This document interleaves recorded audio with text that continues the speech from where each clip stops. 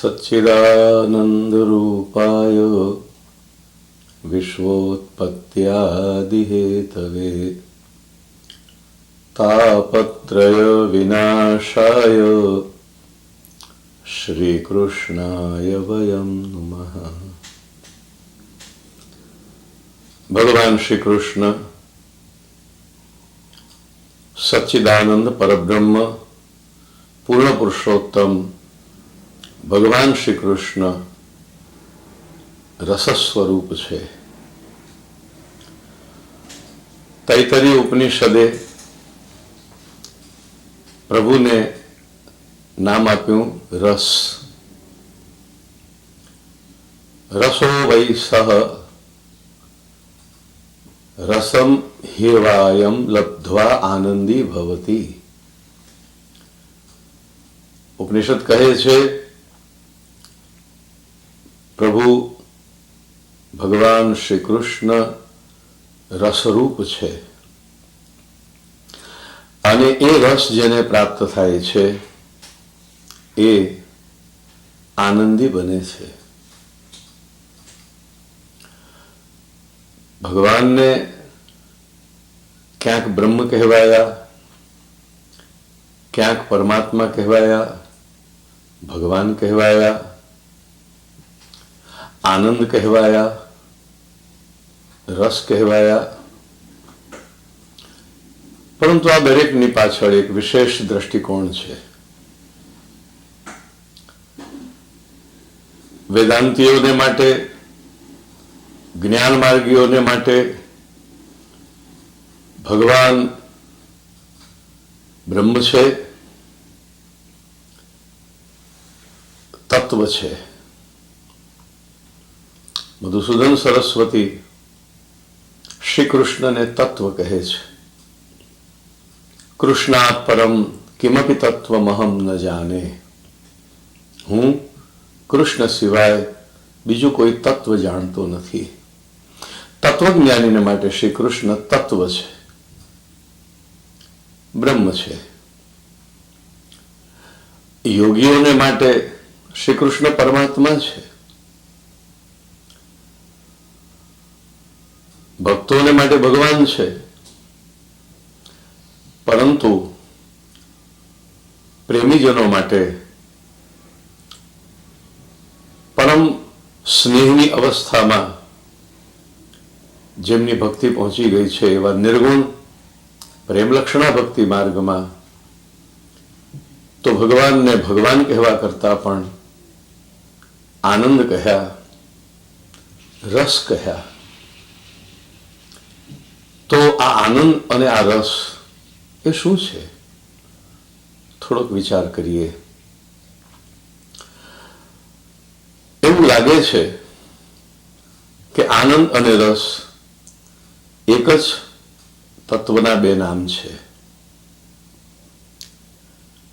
હા, થોડોક ભેદ છે।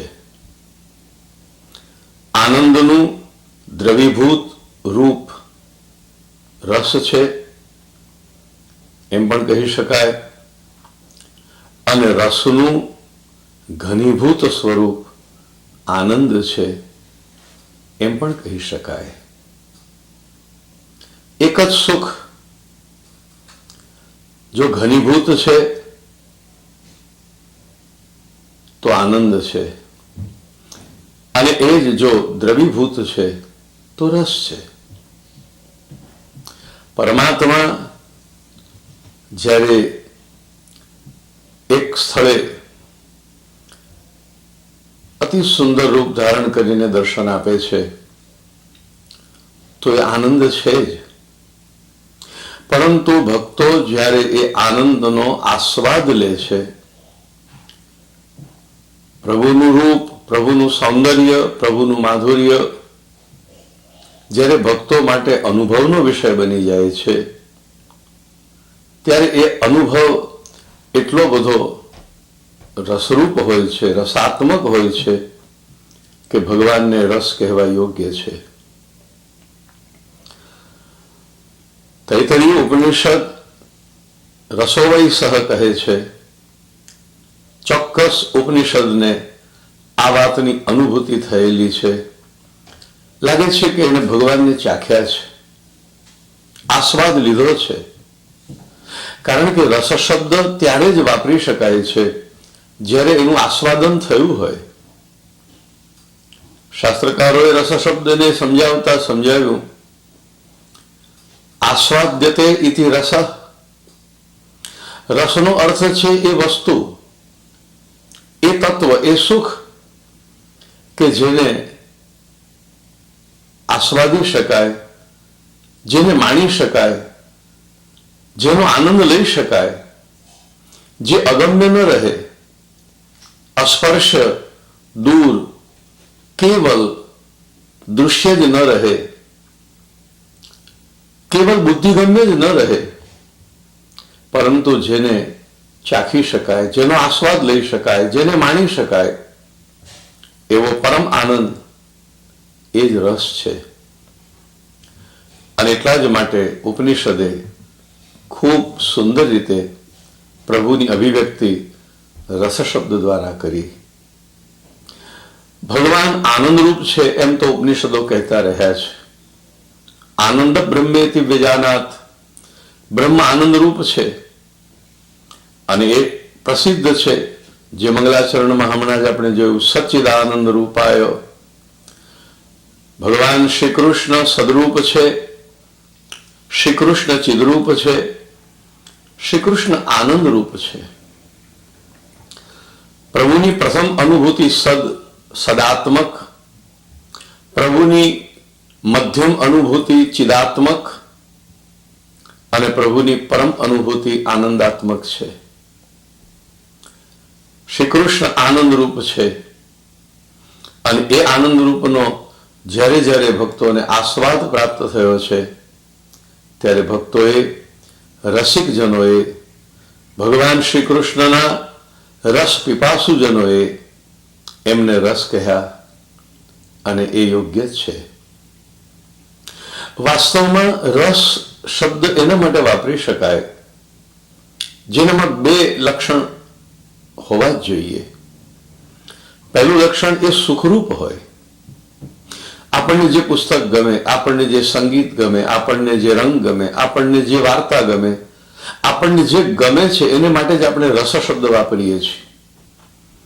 આપણને જે પ્રિય નથી, આપણને જેમાં સુખ નથી મળ્યું, એને માટે આપણે નિરસ શબ્દનો પ્રયોગ કરીએ છીએ. એટલે રસનો અર્થ છે સુખ. જરાક વધારે સારો શબ્દ લઈએ તો રસનો અર્થ છે આનંદ.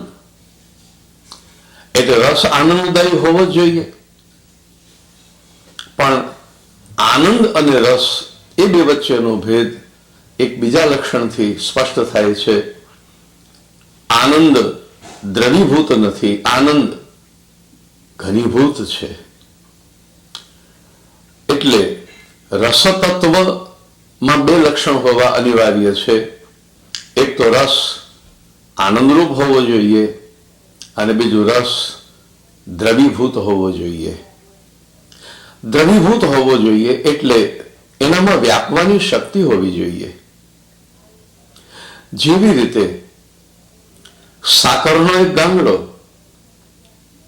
જરૂર મધુર છે, પણ એ ઘનીભૂત મધુરતા છે. એ સાકરને જો તમે ચાસણી બનાવો તો મધુરતા તો ત્યાં પણ છે, પણ એ મધુરતા ઘનીભૂત નથી. એનામાં પ્રસરણ શક્તિ છે, એનામાં વ્યાપવાની શક્તિ છે. એ કોઈ પણ વસ્તુની અંદર ઉતરી અને એને મધુર બનાવી શકે છે. અને એટલા માટે જ્યારે ભગવાન પણ આનંદરૂપ બનીને પધારે, આનંદરૂપ લઈને પધારે, એટલું જ નહીં પણ એ આનંદ ભક્તના અણુ અણુ સુધી વ્યાપતો હોય. એ આનંદનો પણ ભક્તની અંદર પ્રવેશ થતો હોય.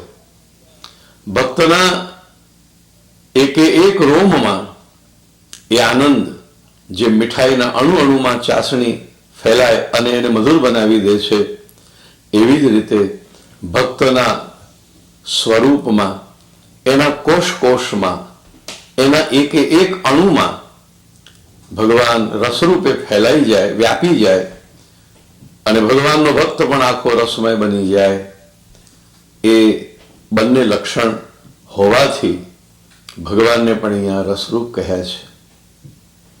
ભગવાન શ્રી કૃષ્ણ રસરૂપ છે. એના ઘણા બધા નિર્દેશો શ્રીમદ ભાગવતમાં, કીર્તન સાહિત્યમાં અને અન્ય અનેક સ્થાનોમાં પણ જોવા મળે છે. સૌથી વધારે આનંદની વાત તો એ છે કે ભગવાન શ્રી કૃષ્ણ રસરૂપ તો છે, પણ સર્વરસરૂપ છે. સાહિત્ય શાસ્ત્રમાં રસ તત્વને ખૂબ વિસ્તારથી, ખૂબ જ ઊંડાણથી અને ખૂબ જ માર્મિક રીતે, મનોવૈજ્ઞાનિક રૂપે, આધ્યાત્મિક રૂપે સમજાવવામાં આવ્યું છે. ત્યાં કહેવામાં આવ્યું છે કે રસ એટલે જેનાથી મનુષ્યનું ચિત્ત પ્રસન્ન થાય. રસનો અર્થ એ છે કે મનુષ્યને એના બધા દુઃખમાંથી, ગ્લાનિમાંથી, પીડામાંથી, વિષાદમાંથી, જીવનની કટુતામાંથી જે મુક્ત કરે અને એને આનંદનો અનુભવ કરાવે, એ રસ છે. સાહિત્ય દર્શનમાં કેટલાક મહાનુભાવોએ 8 મુખ્ય રસો માન્યા, કેટલાકે 9 માન્યા, પરંતુ શ્રીમદ ભાગવતમાં ભગવાન શ્રી કૃષ્ણ તો આ 8, 9 એટલું જ નહીં, 10 રસ રૂપે, 10 પ્રકારના રસ રૂપે ત્યાં ઉપસ્થિત ભક્તોને, જીવોને અનુભવમાં આવ્યા છે. હમણાં આપણે જોયું કે રસ એ વસ્તુ છે કે જે અનુભવ ગમ્ય છે. ત્યાં ઈશ્વર નિરાકાર, અવ્યક્ત, ઇન્દ્રિયાતીત નથી. તે ઈશ્વર કેવળ મન, બુદ્ધિનો કે ચિંતનનો જ વિષય નથી, પરંતુ જેમ પ્રાણી કોઈ પ્રત્યક્ષ ભોગને ભોગવી શકે છે, સાક્ષાત ભોગવી શકે છે, જેમ ભૂખ્યાને ભોજન મળે, જેમ તરસ્યાને જલ મળે, જેમ તપેલાને શીતળતા મળે, આ પ્રકારના જેમ વાસ્તવમાં અનુભવો આપણને થાય છે, એ જ પ્રકારે ભગવાનનો અનુભવ ભક્તને વાસ્તવિક રૂપમાં થાય. ભગવાનનો અનુભવ ભક્તને રસાત્મક રૂપે થાય અને એ કરાવવાનું સામર્થ્ય ભગવાન શ્રી કૃષ્ણમાં જોવા મળ્યું છે. વધારે અદ્ભુત વાત તો એ છે કે સાહિત્યમાં જે આ રસો બતાવવામાં આવ્યા છે, એ રસોમાં ક્યારેક ક્યારેક એક રસ બીજા રસ કરતા વિરુદ્ધ પણ હોય છે. એટલે કે એક રસની જ્યારે ઉપસ્થિતિ હોય ત્યારે બીજો રસ ત્યાં આવે નહીં, અને જો ત્યાં એ બીજો રસ આવી જાય તો સાહિત્યમાં એને રસાભાસ કહ્યો છે. પરંતુ ભગવાન શ્રી કૃષ્ણ પૂર્ણ પુરુષોત્તમ પરબ્રહ્મ રસબ્રહ્મ હોવાથી એમના અદ્ભુત સામર્થ્ય દ્વારા એક સાથે 10 પ્રકારના અધિકારીઓને 10 પ્રકારે રસાનુભવ કરાવી શક્યા છે, એ ભાગવતના આ પ્રસંગમાંથી સ્પષ્ટ થાય છે. પ્રસંગ એ છે કે ભગવાન શ્રી કૃષ્ણ મથુરા પધાર્યા છે. કુબલિયાપીડ હાથીને મારી કંસની રંગશાળામાં એમણે પ્રવેશ કર્યો છે અને ત્યાં ભગવાન શ્રી કૃષ્ણના દર્શન અસંખ્ય વ્યક્તિઓએ કર્યા છે. પ્રભુ જ્યારે કંસની રંગશાળામાં પ્રવેશ્યા ત્યારે કેવા દેખાતા હતા, અથવા ત્યાં રહેલા ઉપસ્થિત 10 પ્રકારના અધિકારીઓએ, 10 પ્રકારના દર્શક ગણોએ ભગવાનના કયા રૂપમાં દર્શન કર્યા, એનું વર્ણન શુકદેવજીએ ખૂબ સુંદર રીતે કર્યું છે. શુકદેવજી કહે છે, મલ્લાનામ અશનિર્નૃણામ નરવર સ્ત્રીણામ સ્મરો મૂર્તિમાન ગોપાનામ સ્વજનો સતાં ક્ષિતિભુજામ શાસ્તા સ્વપિત્રો શિશુઃ મૃત્યુર્ભોજપતે વિરાડ વિદુષામ તત્વં પરં યોગિનામ વૃષ્ણીનામ પરદેવતેતિ વિદિતો રંગમ ગત સાગ્રજઃ. આપણે જરા આ શ્લોકનો શબ્દાર્થ સમજીએ. મલ્લાનામ અશનિર્નૃણામ નરવરઃ સ્ત્રીણામ સ્મરો મૂર્તિમાન. જો બહુ મજાનો શ્લોક છે. પ્રભુની આટલી સુંદર વ્યાખ્યા, પ્રભુનો આવો સુંદર અનેક આયામોમાં બીજે ક્યાંય ભાગ્યે જ કરવામાં આવ્યો હશે, અને હશે તો પણ આમાંથી પ્રેરણા લેવાઈ હશે. શ્રી કૃષ્ણ જયારે કંસની રંગશાળામાં પ્રવેશ કરે છે ત્યારે ત્યાં ચાણૂર, મુષ્ટિક આદિ જે મલ્લો છે એ બધા મલ્લો ને લાગ્યું, અનુભવાયું કે કોઈ વજ્ર છે આ. હજી એમણે શ્રી કૃષ્ણને નિરખ્યા પણ, એમને સ્પર્શ્યા પણ નથી. હજી શ્રી કૃષ્ણથી એ તો દૂર છે, પણ છતાં શ્રી કૃષ્ણના દર્શન કરતા એમને એમ થયું કે આ કોઈ બાલક નથી, આ કોઈ વજ્ર છે. મલ્લાનામ અશનિર નૃણામ નરવરઃ. ત્યાં જે સાધારણ મનુષ્યો બેઠા હતા એમને એમ થયું કે આ કોઈ રાજા છે. સુખદેવજી કહે છે ત્યાં જે સ્ત્રીઓ હતી એ સ્ત્રીઓને લાગ્યું કે કામદેવ અત્યાર સુધી અમૂર્ત હતો, આકાર વિનાનો હતો, પણ આજે એ કામદેવ જ અમારી સામે સુંદર આકાર રૂપે અમને દર્શન આપી રહ્યો છે. જેવી રીતે સ્ત્રીઓને કૃષ્ણ કામદેવ લાગ્યા, એવી જ રીતે કૃષ્ણના સખા ગોપ બાલકો પણ સભામાં હતા. એમને તો કૃષ્ણને જોતા આ અમારો કનૈયો, આ અમારો સખા. ગોપ બાલકોને કૃષ્ણ પોતાના સ્વજન લાગ્યા. સભામાં જે દુષ્ટ રાજાઓ હતા એ દુષ્ટ રાજાઓને તો થયું કે અમને પણ દંડ દેનારો, અમને પણ શિક્ષા કરનારો, અમારો પણ કોઈ શાસક અહીં આવી ચડ્યો છે. એ રાજાઓને, કારણ કે રાજાઓ દુષ્ટ હતા એ કારણે ભગવાન પણ એક મોટા શાસક અને શિક્ષા દેનારા લાગ્યા. આ તો ઠીક, કંસ પણ કૃષ્ણના દર્શન કરે છે, પરંતુ કંસને તો લાગ્યું મારા પ્રાણ હરવાને માટે મૃત્યુ જ આવી પહોંચ્યું છે. જે શ્રી કૃષ્ણને જોઈને રંગસભાની સ્ત્રીઓને કામ લાગ્યો, કામદેવ લાગ્યો, એ જ કૃષ્ણના દર્શન કંસ કરી રહ્યો છે. એ જ સમયે એ જ કૃષ્ણ એને કાળ લાગ્યા. જો ભગવાન શ્રી કૃષ્ણનું રસ વૈવિધ્ય, જો ભગવાન શ્રી કૃષ્ણની એક સાથે કેટલા બધા ભિન્ન ભિન્ન અનુભવો કરાવવાની વિશેષતા, વિલક્ષણતા, કૌશલ્ય. કંસને લાગ્યું કે કાળ આવ્યો. મૃત્યુર્ભોજપતેર વિરાડ અવિદુષામ. ત્યાં જે અજ્ઞાની લોકો બેઠા હતા, કઈ ન જાણનારા, કઈ ન સમજનારા, એ બધાને લાગ્યું કે આ કોઈ વિરાટ તત્વ આવી પહોંચ્યું છે. એટલું જ નહીં, યોગીઓ પણ બેઠા હતા, સભામાં ઋષિઓ હતા.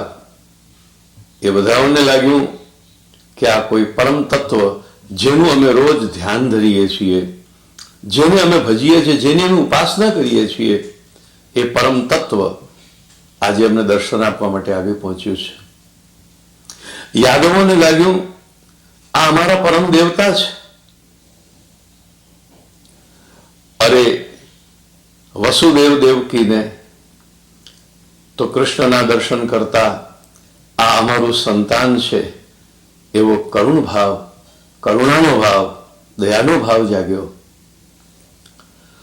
એટલું જ નહીં, પરંતુ ભક્તો હતા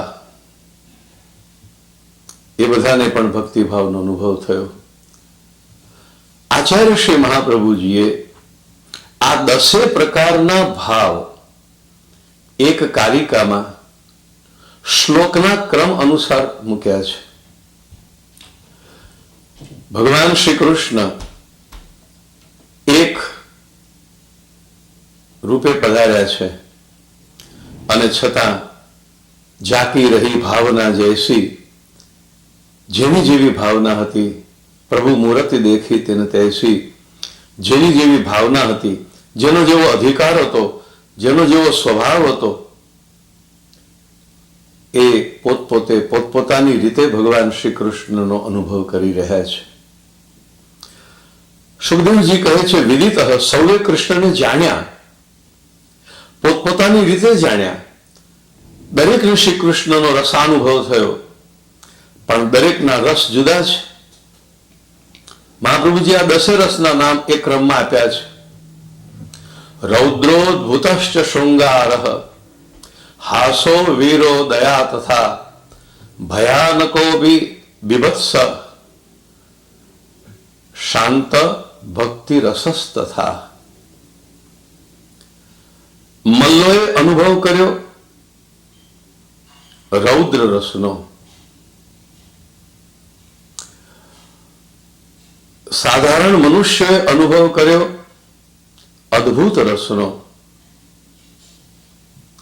સ્ત્રીઓએ અનુભવ કર્યો શૃંગાર રસનો, ગોપો અનુભવ કરી રહ્યા છે હાસ્ય રસનો, દુષ્ટ રાજાઓ વીર રસનો અનુભવ કરવા લાગ્યા. અમને દંડ દેવા માટે આવ્યો છે, અમારા ઉપર શાસન કરવા માટે આવ્યો છે, તો અમે એની સાથે લડી લઈશું. એમનામાં વીર રસ જાગૃત થયો. તો માતા પિતાના હૃદયમાં પોતાના બાળકને જોતા એક માતા પિતાના હૃદયમાં જે ભાવ જાગે, જે રસ જાગે, એ રસાનુભૂતિ એટલે કે કરુણ ભાવ, દયાનો ભાવ, કરુણાનો ભાવ જાગ્યો છે.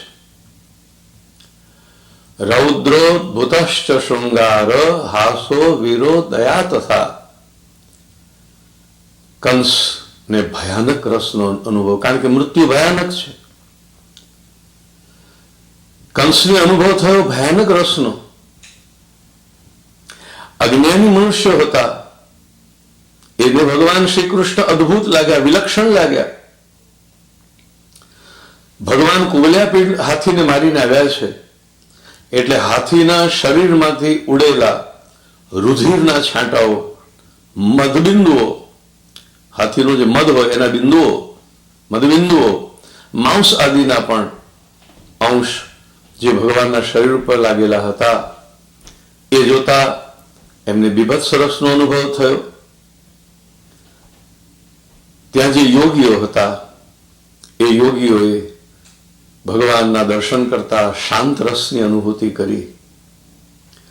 અને એ શાંત રસની અનુભૂતિ જેમ યોગીઓએ કરી, એમ ત્યાં જે યાદવો હતા, એ બધા યાદવોને લાગ્યું અમારે ત્યાં પ્રગટ થયેલા એક પરમ દેવતા આજે અહીંયા અમારો ઉદ્ધાર કરવા માટે પધાર્યા છે. યાદવોએ અનુભવ કર્યો ભક્તિ રસનો.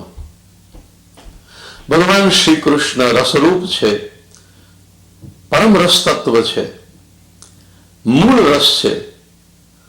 અને એટલા જ માટે સમગ્ર ભાવોનો, સમગ્ર અનુભવી શકાય એવા, માનવ ચિત્ત અનુભવ કરી શકે એવા, મનુષ્યનું હૃદય અનુભવ કરી શકે એવા આ બધા જ ભાવો એક સાથે ભગવાન શ્રી કૃષ્ણમાં અનુભવાયા છે. કોઈ કુશળ નટ એના અભિનય દ્વારા આ બધા ભાવોને જરૂર પોતાના દ્વારા વ્યક્ત કરી શકે, પરંતુ એ વ્યક્ત કરવા માટે એને અનેક સાધનોની જરૂર પણ પડે. રંગમંચ, વેશભૂષા, સ્ટેજની વ્યવસ્થા આદિ અને અભિનય પણ જરૂર પડે, વિવિધ સંવાદોની પણ જરૂર પડે. એટલે ઘણા બધા સાધનોનો ઉપયોગ કરીને પછી કોઈ કુશળ નટ હાસ્ય, કરુણ એવા રસોને પ્રગટ કરી શકે છે અને આપણને એ રસમાં પણ તરબોળ કરી શકે છે. પરંતુ કૃષ્ણ તો નટવર છે, કૃષ્ણ તો રસરાજ છે, કૃષ્ણ તો રસેશ્વર છે, કૃષ્ણ સ્વયં રસ છે. અને સ્વયં રસ હોવાના કારણે એક સાધારણ નટને બાહ્ય સામગ્રીની સહાય લઈ અને રસની નિષ્પત્તિ કરવી પડે એવું શ્રી કૃષ્ણને માટે આવશ્યક નથી. આ કારણે ભગવાન શ્રી કૃષ્ણે તો કેવળ પોતાના સ્વરૂપનું દર્શન કરાવીને જ આ બધા ભિન્ન ભિન્ન અધિકારીઓને ભિન્ન ભિન્ન રસાનુભૂતિ કરાવી. આ તો ઠીક, પણ વધારે વિલક્ષણ વાત તો એ છે કે આપણે જેમ જોયું તેમ એક રસ જ્યારે બીજા રસનો સહાયક હોય તો જરૂર એક સાથે 2 કે 3 રસ પણ અનુભવી શકાય છે.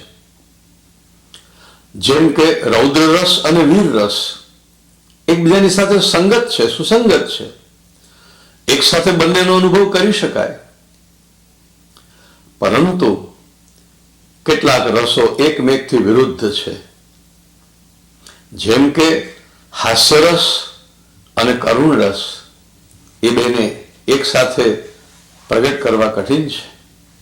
જેમ કે ભક્તિરસ અને રૌદ્ર રસ, ભક્તિરસ અને વીર રસ એકબીજાના વિરોધી છે, એક સાથે પ્રગટ ન કરી શકાય. શાંત રસ અને ભયાનક રસ એક સાથે કેમ હોઈ શકે? પરંતુ રસરાજ ભગવાન શ્રી કૃષ્ણની આ જ વિશેષતા છે કે એક જ સ્વરૂપમાં એક સાથે, એક પછી એક નહીં, એક સાથે 10 પ્રકારના ભક્તોને, 10 પ્રકારના અનુભવ કરનારાઓને, 10 પ્રકારના અધિકારીઓને 9 સગુણ અને 1 નિર્ગુણ, 9 સગુણ સાત્વિક રાજસ તામસ ભેદથી અને 1 નિર્ગુણ એમ 10 પ્રકારના અધિકારી ત્યાં ઉપસ્થિત હોવાથી પ્રભુએ દરેકને પોતાના અધિકાર અનુસાર એક સાથે ભિન્ન ભિન્ન રસોનો અનુભવ કરાવ્યો છે. આ ભગવાન શ્રી કૃષ્ણનું એક રસેશ્વર, રસરૂપ બ્રહ્મ તરીકેનું અદ્ભુત લીલા કૌશલ્ય છે. રસ એટલે એક એવો આનંદ કે જે આનંદ સર્વગમ્ય થઈ શકે. રસ એટલે આનંદને પણ અત્યંત સરળતાથી પામી શકાય, માણી શકાય.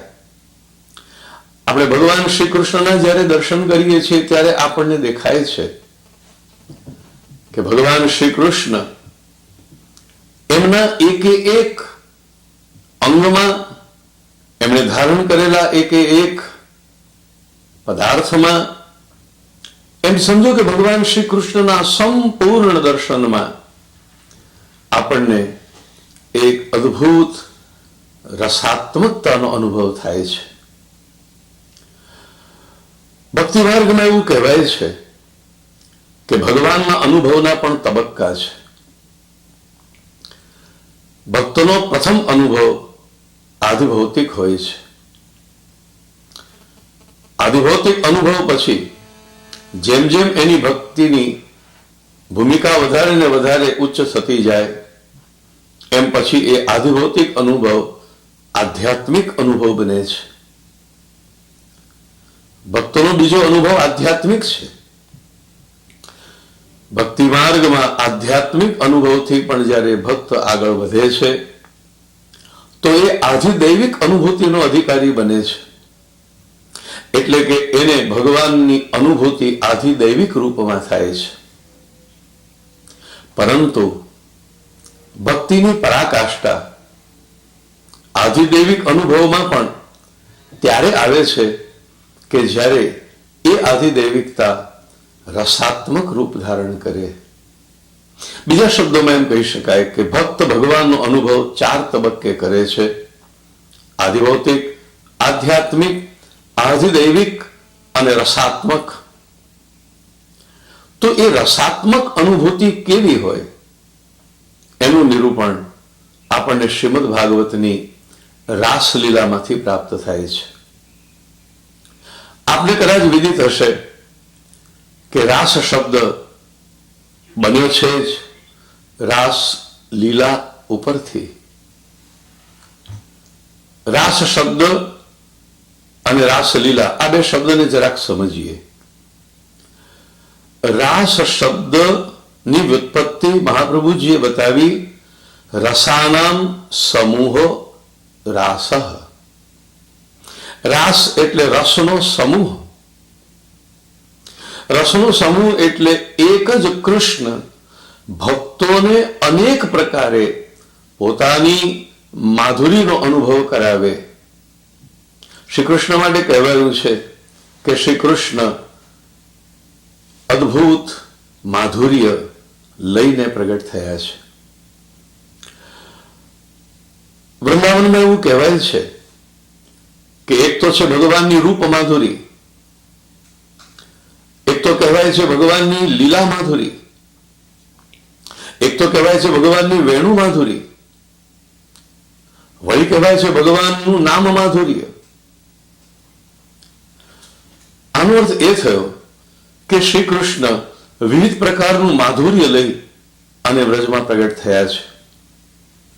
છતાં આ માધુર્યની જો કોઈ ચરમ અનુભૂતિ જાણવી હોય ને માણવી હોય તો આચાર્ય શ્રી મહાપ્રભુજીએ પ્રગટ કરેલું મધુરાષ્ટક. તૈત્તરીય ઉપનિષદે જે રસોવૈ સહ કહ્યું, એ રસોવૈ સહ ઉપર એક દ્રષ્ટિએ વિચાર કરતા એમ લાગે છે કે આ રસ તત્વને જો બરાબર સમજવું હોય અથવા બરાબર માણવું હોય, એનો આસ્વાદ લેવો હોય તો રસ શબ્દની જ વ્યાખ્યા મધુરાષ્ટક છે. શ્રુતિ કહે છે રસ અને મહાપ્રભુજી કહી રહ્યા છે મધુર. આ વાતને સમજીએ પહેલા આ કથાને પણ જરાક યાદ કરી લઈએ. નાનકડી સુંદર કથા છે. વેદની ઋચાઓએ એટલે કે શ્રુતિઓએ પ્રભુને પ્રાર્થના કરી કે પ્રભુ, અમે અહર્નિશ આપનું નિરૂપણ આનંદરૂપ છો આપ, રસરૂપ છો આપ, પરમ રસરૂપ છો આપ. જે આ રસને પામે તે આનંદી બને એ પ્રકારે નિરંતર અમે ગાન કરી રહ્યા છીએ, વર્ણન કરી રહ્યા છીએ. પરંતુ આનો અનુભવ પ્રભુ આપ અમને ક્યારે આપશો? આનંદનો અનુભવ જોઈએ. અમે આનંદ વિશે બહુ વર્ણન કર્યું અને અમે જેમ જેમ વર્ણન કરતા જઈએ છીએ તેમ તેમ અમારામાં એ લાલસા જાગતી જાય છે કે આ આનંદનો અનુભવ અમને ક્યારે થાય. ભક્ત ચાહે છે અનુભૂતિ. જેમ ગીતામાં શ્રી કૃષ્ણ પાસેથી વિભૂતિ યોગનું શ્રવણ કર્યા બાદ અર્જુનના મનમાં પણ લાલસા જાગી કે પ્રભુના જે મહિમાનું હું શ્રવણ કરી રહ્યો છું અને મને આટલું સુખ થાય છે, તો જો એને મારા નેત્રથી સાક્ષાત હું એના દર્શન કરી શકું તો કેવો ધન્ય થઈ જાઉં. જ્યારે જ્યારે પણ અભિવ્યક્તિનો સંબંધ થાય છે ત્યારે લાલસા જાગે છે કે એ અનુભૂતિ ક્યારે બને. એટલે ભક્તિમાં તો 3 તબક્કા છે. પહેલો તબક્કો છે એક પ્રતીતિ. પ્રતીતિ થાય પછી એ જાગે છે અનુભૂતિમાં અને અનુભૂતિ પછી પરિણમે છે અભિવ્યક્તિમાં. એટલે કે એક ભક્તને જ્યારે ભગવાનનો અનુભવ થાય ત્યારે જ એને લાગે છે કે એની ભક્તિનું એને ફલ મળ્યું. પણ પછી એવું પણ બને છે કે એ રસ ચાખ્યા પછી, એ ફળની અનુભૂતિ કર્યા પછી એને એ અનુભૂતિને અભિવ્યક્ત કર્યા વિના પણ રહેવાતું નથી. તો પ્રથમ તો ભક્ત ઝંખે છે અનુભૂતિને. શ્રુતિએ કહ્યું, પ્રભુ અમારે આપના આનંદ રૂપનો, આપના રસરૂપનો અનુભવ કરવો છે. તો ભગવાને કીધું કે એ તો ત્યારે જ બની શકે કે જ્યારે હું પણ અવતાર રૂપ ધારણ કરું અને તમે પણ અવતાર રૂપ ધારણ કરો. હું પણ સાકાર પ્રગટ રૂપે ભૂતલ ઉપર આવું અને લીલા કરું અને તમે પણ પ્રગટ રૂપે અવતરો અને લીલાના સહભાગી બનો, તો જ એ અનુભવ થઈ શકે. ભોગનો અનુભવ કરવાને માટે ભોગતા અને ભોગ્ય એ બંનેની ઉપસ્થિતિ અનિવાર્ય છે. શ્રી કૃષ્ણએ કહ્યું કે હું રસબ્રહ્મ તરીકે પ્રગટ થાઉં અને એ વખતે તમે જો એ રસના પીપાસુ બનીને, રસિક બનીને જો પ્રગટ થાવ, એ રસને ધારણ કરવાને માટે, એ આનંદને અનુભવવાને માટે તમે અવતાર લો, તો જ આ સંભવિત છે. અને શ્રુતિઓએ પ્રભુ પાસેથી વરદાન માંગી લીધું કે જ્યારે ભગવાન શ્રી કૃષ્ણ પૂર્ણ બ્રહ્મ રૂપે, રસબ્રહ્મ રૂપે ભૂતળ ઉપર અવતાર લેશે સારસ્વત કલ્પમાં, ત્યારે એ શ્રુતિઓને પણ વ્રજની ગોપિકાઓના રૂપમાં પ્રગટ થવાનો અવસર પ્રભુ આપશે. એટલા માટે ભગવાન શ્રી કૃષ્ણ રસબ્રહ્મ છે, તો વ્રજની આ શ્રુતિ રૂપા ગોપિકાઓ એ જ રસને માણવાને માટે, એ જ રસને ચાખવાને માટે, એ જ રસની રોમ રોમ અનુભૂતિ કરવાને માટે ભૂતળ ઉપર અવતરી છે. એટલા માટે ગોપિકાઓના એક સમૂહને આપણે શ્રુતિરૂપા ગોપી કહીએ છીએ.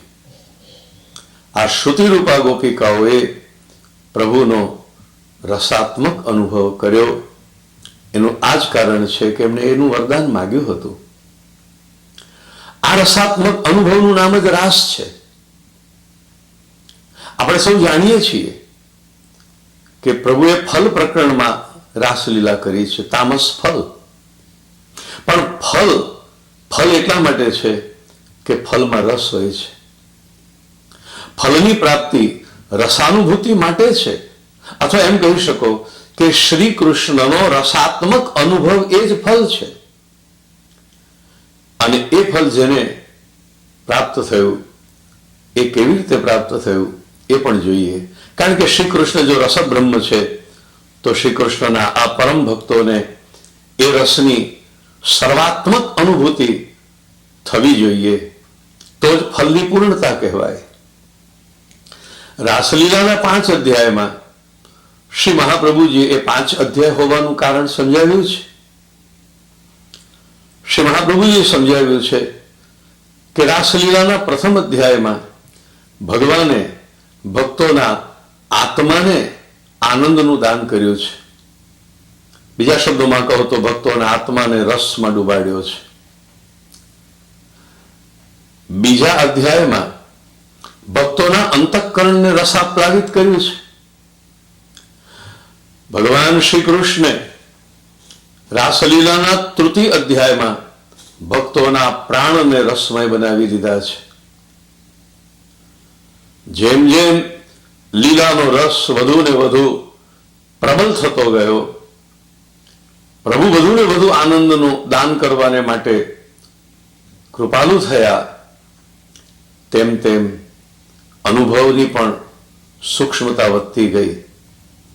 એટલા માટે ચોથા અધ્યાયમાં ગોપિકાઓની શ્રુતિરૂપા, ઋષિરૂપા આ બધી ગોપિકાઓની ઇન્દ્રિયોને પણ ભગવાન રસાત્મક રૂપે પ્રાપ્ત થયા. પછી ગોપિકાઓ પોતાના નેત્ર, કરકમલ, શ્રોત્ર એટલે કાન, આ બધા દ્વારા પણ કૃષ્ણ રસનું પાન કરવા લાગી. બ્રહ્માજીએ કહ્યું છે કે ભક્તની ઇન્દ્રિયો એક કટોરા છે અને એ કટોરામાં ભગવાન પોતે જ રસ બનીને પધારે છે. ભક્તો પોતાની ઇન્દ્રિયો રૂપી પાત્રથી ઇન્દ્રિયો રૂપી કટોરાથી કૃષ્ણ રસનું પાન કરે છે.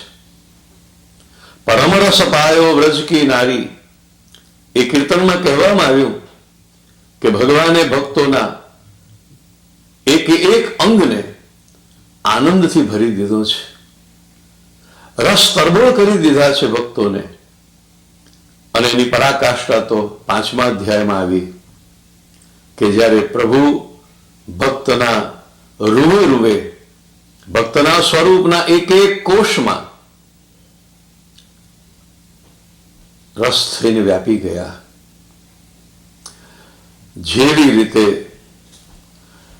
લોખંડના ગોળાને અગ્નિમાં મૂકવાથી એ લોખંડના ગોળાના એક એક અણુમાં અગ્નિનો આવેશ થાય છે, જેવી રીતે મીઠાઈના એક એક અણુમાં સાકર વ્યાપી જાય છે, એવી જ રીતે રસબ્રહ્મ, આનંદ બ્રહ્મ ભગવાન શ્રી કૃષ્ણ ભક્તોના રોમ રોમમાં વ્યાપી ગયા છે, પ્રસરી ગયા છે, ફેલાઈ ગયા છે.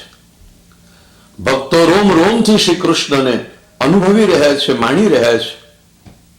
અને એ પરમ મધુર અનુભૂતિ કેવી હોય એ અનુભવ કરનારને પૂછીએ તો વાસ્તવમાં તો એ અનુભૂતિ અવર્ણનીય છે. જેમણે જેમણે શ્રી કૃષ્ણનો રસ બ્રહ્મ રૂપે અનુભવ કર્યો છે એ શબ્દોમાં વર્ણન કરવાને માટે સમર્થ નથી, કારણ કે વાણી બિચારી શું કહી શકે. ગીરા અનયન નયન બિનુ બાની, પરમ અનુભવો, આહ્લાદક અનુભવો, પરમાનંદના અનુભવો એ શબ્દો દ્વારા ક્યાં વ્યક્ત કરી શકાય છે. પણ તે છતાં અંદરથી ન રહેવાય એટલે કંઈક એની અભિવ્યક્તિ પણ થઈ જાય. અને એ અભિવ્યક્તિ આપણને શ્રી મહાપ્રભુજીના મધુરાષ્ટકમાં અનુભવાય છે. ભગવાન શ્રી કૃષ્ણ મધુરાધિપતિ છે. શ્રુતિએ રસ કહ્યું એને જ મહાપ્રભુજી મધુર કહે છે. અધરમ મધુરમ, વદનમ મધુરમ, નયનમ મધુરમ, હસિતમ મધુરમ, હૃદયમ મધુરમ, ગમનમ મધુરમ, મધુરાધિપતે રખિલમ મધુરમ. મધુરાષ્ટકમાં શ્રી મહાપ્રભુજીએ એક અદ્ભુત અનુભૂતિને અભિવ્યક્ત કરી છે. આ મહાપ્રભુજીનો સ્વયં અનુભવ છે. શ્રી મહાપ્રભુજી ભગવાનના અદ્ભુત રસાત્મક સ્વરૂપને અનુભવીને, માણીને, આસ્વાદીને જ ગાઈ રહ્યા છે. મધુરાધિપતે રખિલમ મધુરમ, અખિલમ મધુરમ. કૃષ્ણ પૂર્ણતઃ મધુર છે. શ્રી કૃષ્ણ રસરૂપ છે. એકલા કૃષ્ણ જ નહીં પણ શ્રી કૃષ્ણ સાથે જેનો સંબંધ છે એવી કૃષ્ણ સંબંધી અચેતન અને ચેતન વસ્તુઓ પણ મધુર છે. એટલા માટે મહાપ્રભુજીએ પ્રભુના વસ્ત્રને પણ મધુર કહ્યા, પ્રભુના શૃંગારને પણ મધુર કહ્યો. માલા પણ મધુર છે, ગુંજા પણ મધુર છે, વસન એટલે વસ્ત્ર પણ મધુર છે. પ્રભુનું સ્વરૂપ તો મધુર છે, પ્રભુના અંગો તો મધુર છે, પ્રભુના આભૂષણો આદિ તો મધુર છે. એટલું તો ઠીક, પણ પ્રભુ જેને જેને અપનાવ્યા છે તે બધા પણ મધુર છે. રેણુ પણ મધુર છે, કૃષ્ણની ચરણ રેણુ પણ મધુર છે. વ્રજ ભૂમિ મધુર છે, યમુના મધુર છે, યમુનાની વીચી એટલે તરંગો પણ મધુર છે. પ્રભુના શ્રીહસ્તમાં હોય કે યમુનાના તટ ઉપર ઉગેલા હોય એ કમલ પણ મધુર છે. ભગવાન શ્રી કૃષ્ણના સખા ગોપો પણ મધુર છે. કૃષ્ણ રસનું અહર્નિશ પાન કરનારી ગોપીઓ પણ મધુર છે. મહાપ્રભુજીની મધુરાનુભૂતિ ત્યાં સુધી વધી, વ્રજની ગાયો પણ મધુર છે, કૃષ્ણની એક એક લીલા પણ મધુર છે, એનું ચરિત્ર પણ મધુર છે, એની લીલા પણ મધુર છે, એની ચાલ પણ મધુર છે, એની કૃતિ પણ મધુર છે. અને જ્યારે જ્યારે વર્ણન કરવા માટે આગળ કંઈ શબ્દ ન મળે, વર્ણન કરતા કરતા પણ જ્યારે અવર્ણનીય સ્થિતિમાં પહોંચી જવાય ત્યારે કહેવું પડે, શું કહેવું? મધુરાધિપતે અખિલમ મધુરમ. તો ભગવાન શ્રી કૃષ્ણને અહીંયા મહાપ્રભુજી સુંદર શબ્દથી સમજાવી શક્યા હોત. ઘણી બધી જગ્યાએ શ્રી કૃષ્ણને સુંદર, પરમ સુંદર, સૌંદર્યની સાક્ષાત મૂર્તિ કહ્યા છે. પણ સૌંદર્ય કરતા પણ મહાપ્રભુજીને અહીંયા માધુર્ય વધારે યોગ્ય લાગ્યું છે. શ્રી મહાપ્રભુજી પ્રભુનો દ્રષ્ટિથી અનુભવ કરીને જો વર્ણન કરતા હોત, કેવળ દર્શન કરીને વર્ણન કરતા હોત તો કહ્યું હોત સુંદરમ. પણ આચાર્ય શ્રી મહાપ્રભુજી પણ પ્રભુનો અહીંયા રોમ રોમથી રસ ચાખી રહ્યા છે. ભક્તનું સમગ્ર અસ્તિત્વ ભગવદ રસનું પાન કરવાને માટે સક્ષમ છે. એ સ્થિતિમાં રોમ રોમ જ્યારે કૃષ્ણને આસ્વાદતું હોય, રોમ રોમ પણ જ્યારે કૃષ્ણ રસમાં નિમગ્ન હોય, ત્યારે એને સુંદર કહેવા કરતા મધુર કહેવું વધારે યોગ્ય છે. અને એટલા માટે આચાર્ય શ્રી મહાપ્રભુજી પ્રત્યેક શ્લોકમાં શ્રી કૃષ્ણને મધુરતાના અધિપતિ, મધુરાધિપતિ, પરમ રસરૂપ મધુરાધિપતિ એવા ભગવાનનું અખિલમ મધુરમ, એમનું સર્વસ્વ માત્ર આમાં વર્ણવાયું છે તે જ નહીં, પરંતુ જે આમાં વર્ણવાયું નથી તેવું બધું પણ ભગવાન શ્રી કૃષ્ણ સંબંધી જે કાંઈ છે એ બધું જ મધુર છે. રસરૂપ પ્રભુનો આ રાસલીલાના રૂપમાં અનુભવ થયો. શૃંગાર રસ સર્વ રસોમાં શ્રેષ્ઠ છે. અને વેણુ ગીતમાં બરહા પીડમ નટવર વપુ કર્ણયો કર્ણિકારમ બિભ્રદવાસક કનક કપિશમ વૈજયંતીમ ચ માલામ રંધ્રાન વેણો રધર સુધયા પૂરયન ગોપ વૃંદૈર વૃંદારણ્યમ સ્વપદરમણમ પ્રાવિશદ ગીત કીર્તિ. આ શ્લોકના સુબોધનીજીમાં આચાર્ય ચરણ ભગવાનનું જે નટવર નામ છે એ નામનો પણ રસાત્મક અનુભવ અને રસાત્મક અર્થ પ્રગટ કરી રહ્યા છે. નટવર શબ્દનો સાધારણ અર્થ થાય છે નટોમાં શ્રેષ્ઠ નટ, ઉત્તમ નટ. ઘણા બધાએ આ જ અર્થ કર્યો છે, પરંતુ મહાપ્રભુજીએ એક વિશિષ્ટ ભાવાત્મક, રસાત્મક અર્થ કરતા સમજાવ્યું. ભગવાન શ્રી કૃષ્ણ સાક્ષાત શૃંગાર રસ સ્વરૂપ છે. હમણાં આપણે જોયું કે સાહિત્યના 8 કે 9 ભાગવતમાં બતાવાયેલા 10 રસો, એ 10 રસોમાં સૌથી ઉત્તમ રસ કયો? તો અગર આપણે શ્રી કૃષ્ણના સંદર્ભમાં વિચારીએ તો સૌથી ઉત્તમ રસ શૃંગાર રસ છે. કેમ કે ભગવાન શ્રી કૃષ્ણ સ્વયં શૃંગાર રસાત્મા છે. બીજા શબ્દોમાં કહું તો શ્રી કૃષ્ણ એટલે મૂર્તિમાન પ્રેમ. શ્રી કૃષ્ણ પ્રેમાવતાર છે. ચલો, જેને તમે આનંદ કહો છો, જેને તમે રસ કહો છો, એને તમે પ્રેમ કહો, એને તમે શૃંગાર કહો. શૃંગ એટલે શિખર, અને શિખર ઉપર પહોંચાડે, શિખર સુધી આરોહણ કરાવે, એનું નામ શૃંગાર. અને એટલા માટે અહીંયા પ્રભુ નટવર, સાધારણ રસાનુભૂતિ કરાવે એને નટ કહેવાય, અને અસાધારણ દિવ્ય અપ્રાકૃત એવા અદ્ભુત રસની અનુભૂતિ કરાવે એ નટવર કહેવાય. આવા નટવર પ્રભુ આચાર્ય ચરણોના શબ્દોમાં કહું તો શૃંગાર રસરૂપ છે. રસને ધારણ કરવાને માટે પાત્ર જોઈએ, તો એ પાત્ર છે પ્રભુનું સ્વરૂપ. વપુ. વ એટલે રસ, એનું જે પોષણ કરે, સુષ્ઠુ પ્રકારે ધારણ કરે તે સુધા. અને આ જે પરમ રસ શૃંગાર રસ છે એની અનુભૂતિ પણ દ્વિતલાત્મક છે. એટલે કે શૃંગાર રસની અનુભૂતિ ભક્ત બે પ્રકારે કરે છે.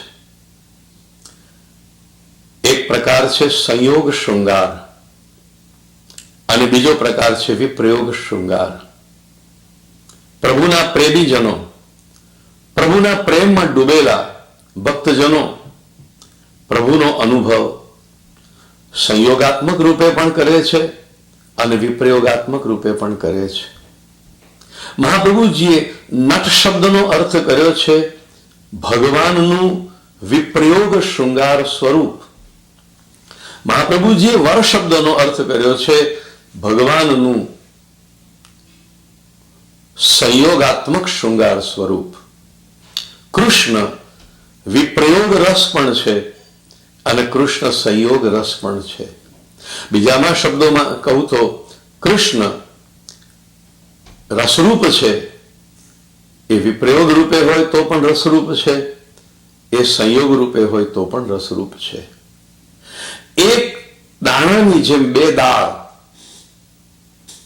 એમાં કોઈ તારતમ્ય હોતું નથી. એક દાણાની બે દાળ એક સમાન હોય છે. એવી જ રીતે આનંદના આ બે પક્ષ, આનંદના આ બે દલ, વિયોગ અને સંયોગ બંને આનંદરૂપ છે. બીજા શબ્દોમાં કહીએ તો કૃષ્ણનો વિયોગ પણ આનંદરૂપ અને કૃષ્ણનો સંયોગ પણ આનંદરૂપ. વિયોગની અનુભૂતિ પણ ભાગ્યવાન ભક્ત કરી શકે, સંયોગની અનુભૂતિ પણ ભાગ્યવાન ભક્ત કરી શકે. કારણ કે આ બંને અનુભૂતિ ભગવાનનો રસાત્મક અનુભવ છે અને ભક્તો આ રસાત્મક અનુભવ કરી શકે એટલા માટે ભગવાને ભક્તોને પણ વ્યક્તિના રૂપમાં પ્રગટ કર્યા. વાસ્તવમાં તો એ બધી શ્રુતિઓ અને ઋષિઓ, વાસ્તવમાં તો એ બધા પ્રભુના અત્યંત કૃપાપાત્ર અંગો છે. ત્યાં ભગવાન જ ભોગતા છે, ત્યાં ભગવાન જ ભોગ્ય છે અને ત્યાં ભગવાન જ ભોગ છે. એટલે આનંદરૂપ રસરૂપ શ્રી કૃષ્ણનો આનંદરૂપ રસરૂપ અનુભવ આનંદરૂપા રસરૂપા ગોપિકાઓએ કર્યો, એનું જ નામ રાસલીલા. જો ભગવાન આનંદરૂપ હોય અને ભગવાનના ભોગતા ભક્તો ક્લેશરૂપ હોય, ભગવાન અલૌકિક રસરૂપ હોય અને ભક્તો લૌકિક રસરૂપ હોય તો રાસલીલા સંભવતી નથી. જેવા મધુર કૃષ્ણ છે એવા મધુર જ કૃષ્ણના આ ભક્તો છે. બ્રહ્મ લટકા કરે બ્રહ્મ પાસે, એમ અહીંયા રસનો જ રસની સાથેનો અનુભવ છે. રસ રસથી વિખૂટો પડે છે અને એ વિયોગમાં વ્યાકુળ બની અને પાછો રસ જ રસને મળે છે. એ પ્રકારની પ્રભુની જે રસલીલા, એ રસલીલા એ જ રાસલીલા છે. રાસલીલામાં પૂર્વમાં સંયોગ છે, પ્રભુના અંતર્ધાન થતા વિપ્રયોગ છે અને પ્રભુના વિરહમાં સંતપ્ત થયેલા એ ભક્તોને વિશેષ આનંદની અનુભૂતિ કરાવવા માટે પાછો પુનઃ સંયોગ છે. આમ વિયોગ સંયોગ અને સંયોગ વિયોગ અને સંયોગ અથવા વિયોગ સંયોગ અને સંયોગ એમ ઉભય અનુભવ પ્રભુ કરાવી ભક્તને પરમ આનંદમાં ડૂબાડે છે. કૃષ્ણને પ્રેમ કહો તો પણ એ રસરૂપ છે, કૃષ્ણને આનંદ કહો તો પણ એ રસરૂપ છે. ઉપનિષદોનો રસ મહાપ્રભુજીની અભિવ્યક્તિમાં મધુરાધિપતે અખિલમ મધુરમ, એવા મધુરાધિપતિના ચરણોમાં આપણા પણ કોટી કોટી મધુર મધુર દંડવત પ્રણામ કરીએ અને આપણને પણ જીવનના માધુર્યથી તરબોળ કરી દે એવી પ્રાર્થના કરીને વિરમીએ. મધુરાધિપતે અખિલમ મધુરમ.